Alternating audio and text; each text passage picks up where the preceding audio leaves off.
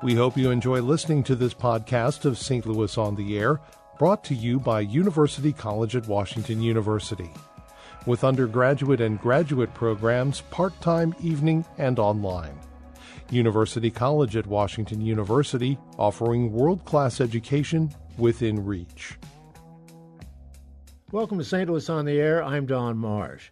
You may remember some months ago we introduced you to Fadi BouKaram, a young Lebanese photographer who somewhere along the line became somewhat obsessed with visiting the more than 40 American communities named after his country, Lebanon. There is one in Missouri and one in Illinois, Lebanon. Well, he liked the first 5-month experience in 2016 and 17 so much, he came back, and he joins me now in studio to tell us why and all the things that came of that first trek. Fadi, welcome back to Missouri in St. Louis. Thank you, Don. Thanks for having me. Well, why'd you come back? Well, the short answer would be to plant cedar trees in some of the Lebanons that I have visited in the past 2 years. Why the cedar tree? The cedar tree is the emblem of Lebanon, and it's always been associated with it. And even in the U.S. American communities that are called Lebanon, the main reason they call it Lebanon was the cedar tree. Someone in the 18th or 17th century, they'd pass by the town, see trees that they mistook for cedars, and it would remind them of a verse in the Bible because that's where the association is. The righteous shall grow like a palm tree, they will multiply like the cedar of Lebanon, and they would call it Lebanon. So to make the connection even deeper, and I thought, let's plant a cedar tree. How did this whole thing get started? I'm taking us back to the first trip now in late 2016. Why? You mean why did I decide to do the trip? Yeah. Well, I've always been a photographer, and it was always a hobby of mine. I had a corporate job in U.S. tax consulting, which is something completely different. But for some reason in 2016, too long to talk about, I thought I need to take a break from all this. Life's too short, and I need to do this trip. And this trip had been on my mind since 2005 when I was in grad school in San Francisco. I had Googled Lebanon, my country, and instead it gave me Lebanon, Oregon. So I Googled more, and I got 40 of these towns. And I love road trips, so I thought maybe one day I'll be able to do that trip. So in 2016, I said, finally, it's time to do it. What did you learn during that long 5-month trek? Oh, Lord, I learned a lot. Well, the most important thing for me was that, like I said, I lived in San Francisco, and for work, I used to live in New York. I used to go to New York sometimes. So my whole idea about the United States, aside from, the movies and all that, were restricted to what happened on the East Coast and the West Coast. So whatever happened in the middle, Middle America, flyover country, whatever people want to call that, I had no idea what it was. So when I did the trip, that was a discovery of a whole new world. And it was just fantastic. What were some of the surprises along the way that you hadn't expected to find? Well, the first thing was probably the hospitality. It's not that I wasn't expecting hospitality. I just didn't expect it to be that much. Wherever I went, I used to spend a lot of times in libraries and bars because that's where people, convene to talk to them. And at these bars, I had, more beers offered to me than ever in my life, and people just wanted to talk. And the other surprise is that a lot of these places called Lebanon, they knew the country really well. I'm not saying they knew it existed. I'm saying back 2 years ago, we didn't have a president. So when I say I'm from Lebanon, the country, I was like, oh, yeah, you're the country without a president, which is not a lot of people knew that. So, you finding it different, the reception, any different this time? Things have changed a little bit in this country with regard to people coming in from other countries. Well, in the past 2 years, I mean, if you're referring to the election and all that, I was here when the election happened. So most of my trip was post-elections. So that was what interested me more in the folks who live in Middle America. I would want to say that something changed, but really nothing changed in terms of the welcome. It just happened that the towns I was in, people were just very welcoming. That's what I can say. So, well, that's good to hear. I'm really delighted to hear that. Tell me about this current visit. This is shorter. And give me a little more detail about what this is all about beyond the cedar trees.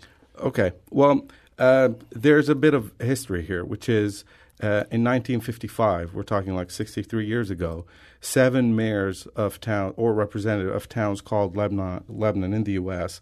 went back to to visit Lebanon, my country, and they spent 2 weeks there, and it was the centennial of the first immigration wave from Lebanon to the United States.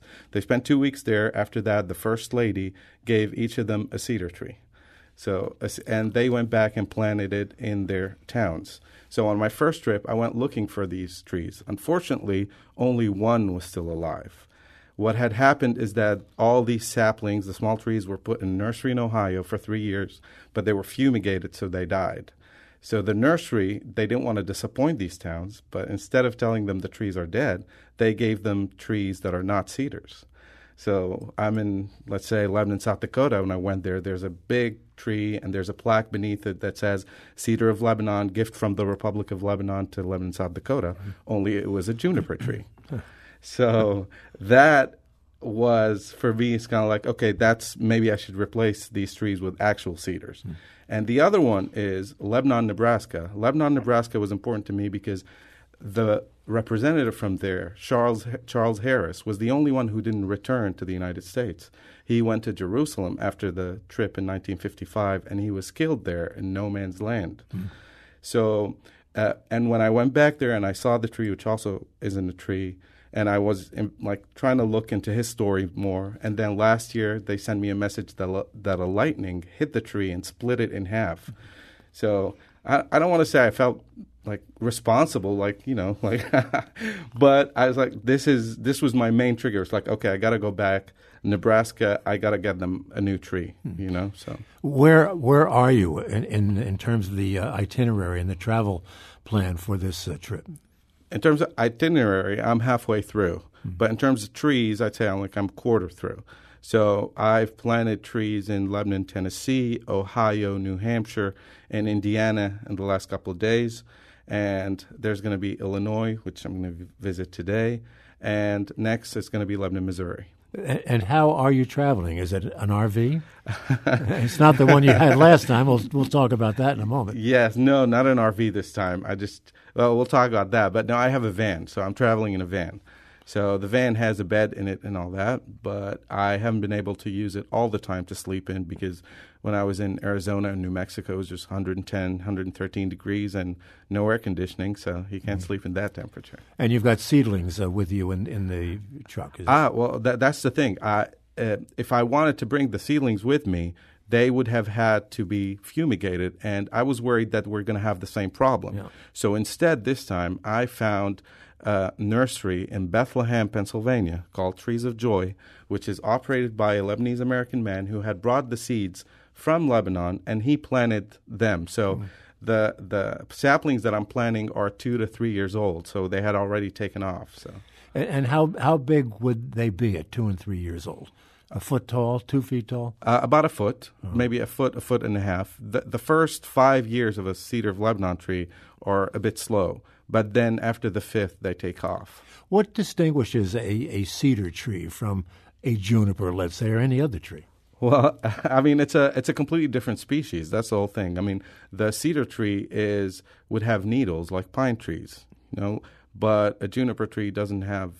At least the ones that I've seen, they were called Virginia junipers. So they don't have it's a completely different look. But it's not a bushy tree like an oak. It's a different look altogether. Yes.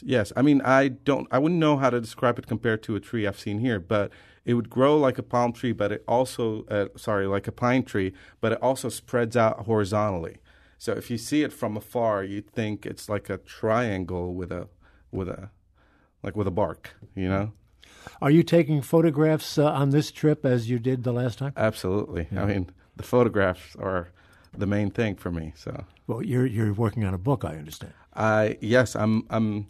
In fact, I'm trying to decide whether it's going to be one or two, but I think it might be 2 books. And the reason is one is going to be a photo book, just all photography, and the other one, which was the unexpected one, that I've had so many nice encounters and stories from people I met along the way, that I think it warrants a travel narrative book. So Right. I'm hoping to do that as well. So.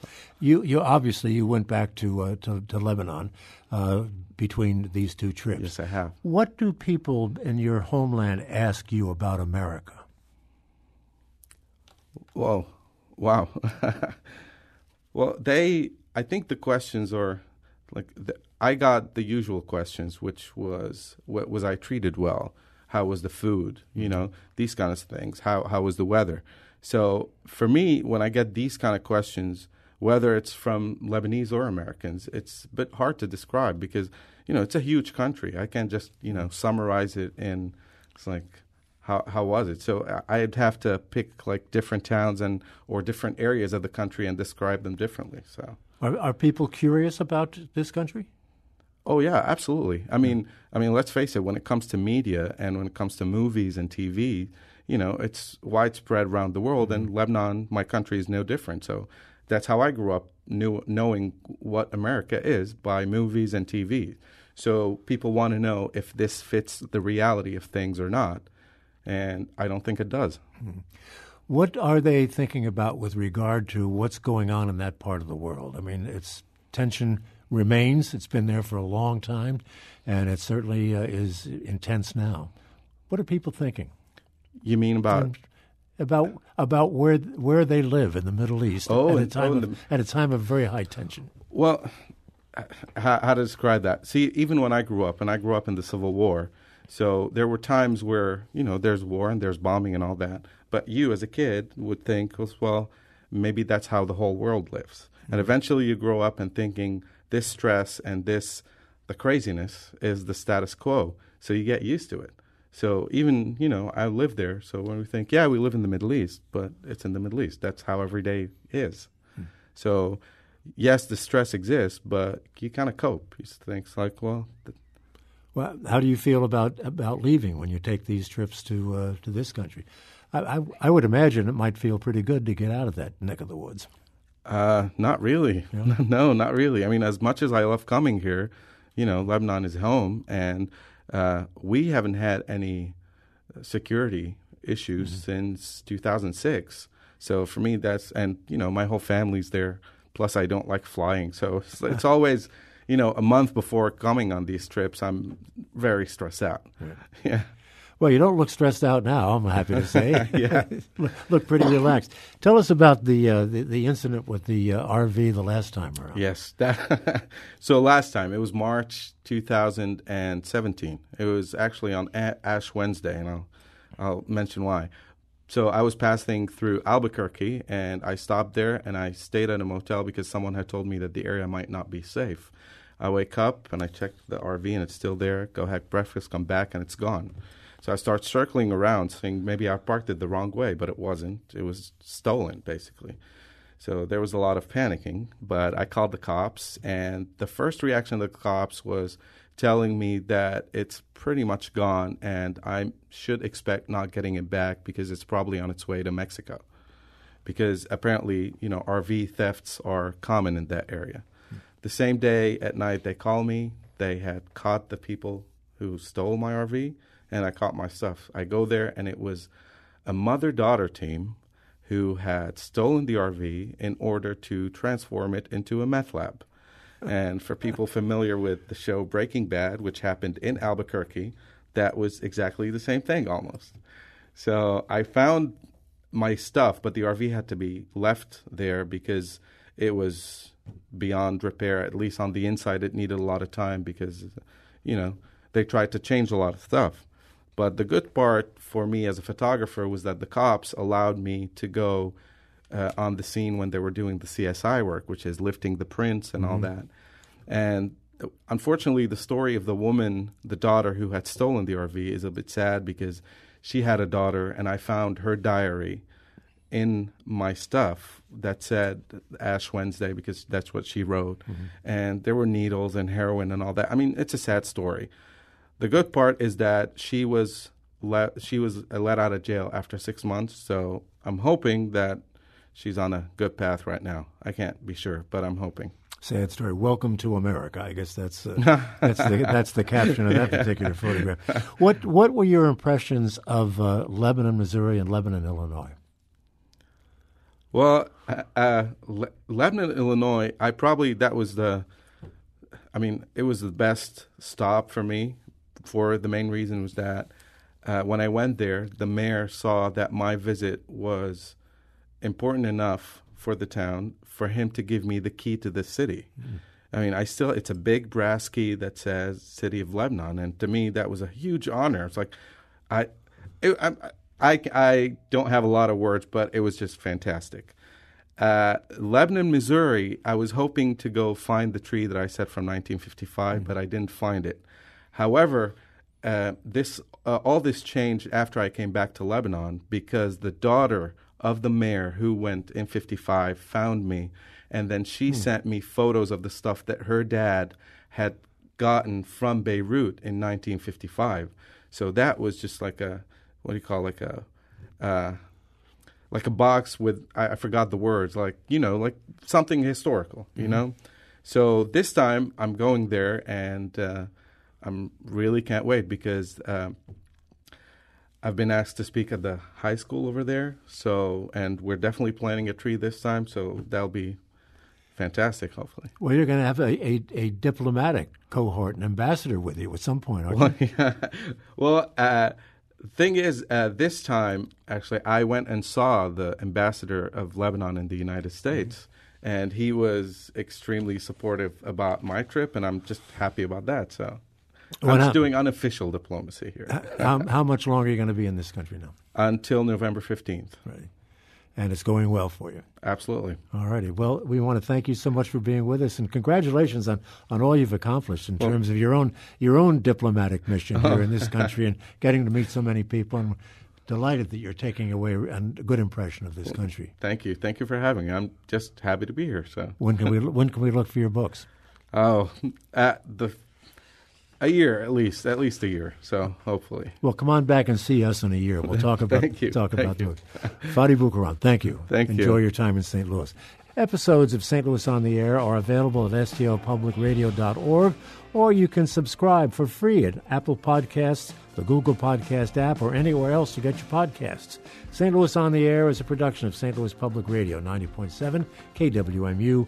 Thank you for listening. I'm Don Marsh.